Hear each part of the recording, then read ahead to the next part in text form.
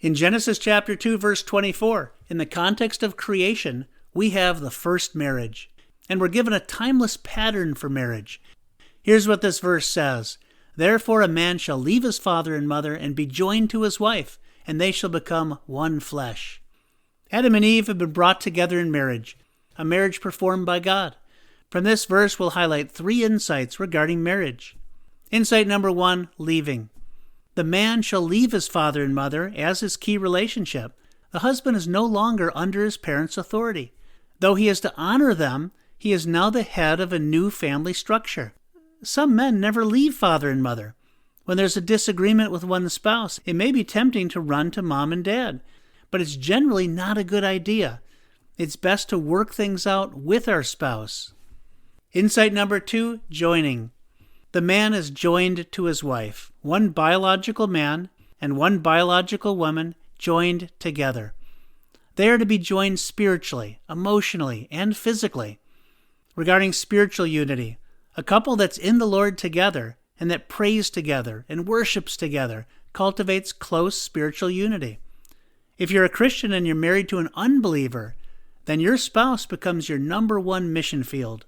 Love your spouse, respect your spouse, serve your spouse, and pray for your spouse. Regarding emotional unity, as per Ephesians chapter 5, husbands, love your wife. That's her deepest need, love and security. Wives, respect your husband. That's his deepest need, respect. A marriage characterized by love and respect tends to be a strong marriage. In addition, a couple needs to spend time together. A regular date night can really help a couple remain close emotionally. Regarding physical unity, a husband and wife need to delight in physical unity, which is blessed by God with no guilt at all. Physical unity tends to follow spiritual unity and emotional unity. Furthermore, like Job, the husband needs to make a covenant with his eyes, not to look upon another woman, to be faithful to his spouse. And the wife needs to be faithful to her husband regarding her emotions. So we looked at insight number 1, leaving, and insight number 2, joining. Now for insight number 3, oneness. And they shall become one flesh. A husband and wife are seen as one before God. That's why couples need to do everything they can to stay together. Furthermore, a husband and wife represent the relationship between Christ and the church. The church refers to all genuine believers.